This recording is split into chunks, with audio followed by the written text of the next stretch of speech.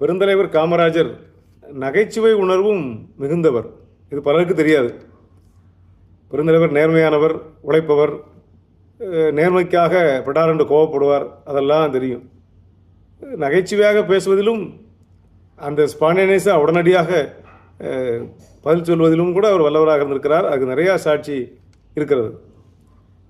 அந்த கன்னியாகுமரி மாவட்டத்தில் ரப்பர் தோட்டங்களை அழித்தால்தான் சிற்றாறு அணைக்கட்டு கட்ட முடியும் என்ற நிலைமை இருக்கிற போது அந்த ரப்பர் எஸ்டேட் உரிமையாளர்கள்லாம் வந்து, ஐயா ரப்பரையெல்லாம் அழிக்க வேண்டி இருக்குது, அணைக்கட்டு வேண்டாம் அப்படின்னாங்களாம். அவர் உடனே சொன்னார், கன்னியாகுமரி மாவட்டத்தில் எல்லாருமே ரப்பரை திம்பன்னு சொல்லு, ரப்பரை சாப்பிடுவேன்னு சொல்லு, நான் அணை கட்டலை. ஆனால் சோறு தான் சாப்பிடுவேன், நெல் தான் சாப்பிடுவேன், அரிசி தான் சாப்பிடுவேன்னு அணையை கட்டுவேன் அப்படின்னு சொல்லி அதை அப்படி நகைச்சுவை மூலமாக புரிய வைத்ததாக எல்லாம் நிறைய நம்ம கேள்விப்பட்டிருக்கிறோம். நடிகர் ஜெமினி கணேசன், காதல் மன்னன் ஜெமினி கணேசன், அவர் நிதி கொடுக்கறதுக்காக போயிருக்காரு. அவர் துணைவியான சாவித்திரியும் கூட்டிகிட்டு இந்த நிதிக்கான செக்கை தலைவர்கிட்ட கொடுத்துட்டு புகைப்படம் எடுத்துக்கொள்வாங்க இல்லையா, அப்போது அவரோட சேர்ந்து நிற்கிறாங்க. செக்கு வாங்கிட்டார். ஒரு குரூப் ஃபோட்டோ 3 பேரும் சேர்ந்து.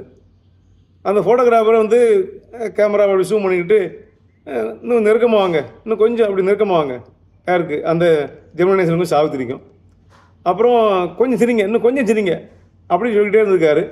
அந்த டைம் டிலேயாக தலைவருக்கு படக்கும் கோபம் வந்துருச்சு. அவர் கோபத்தில் சொன்னது பாருங்கள், சீக்கிரம் எடுங்கண்ணே, சிரிக்க தெரியாதா, போஸ் கொடுக்க தெரியாதா சினிமா நடிகருக்கு, அவன் சினிமா நடிகர், போஸ் கொடுத்து தான் வந்திருக்கான் இங்கே, அவன் அழகாக போஸ் கொடுப்பான், சினிமா நடிகருக்கு நீ சொல்லி கொடுக்குறியா அப்படின்னு வெடுக்குன்னு சொன்னாரான். அது 2 அர்த்தமும் இருக்குது.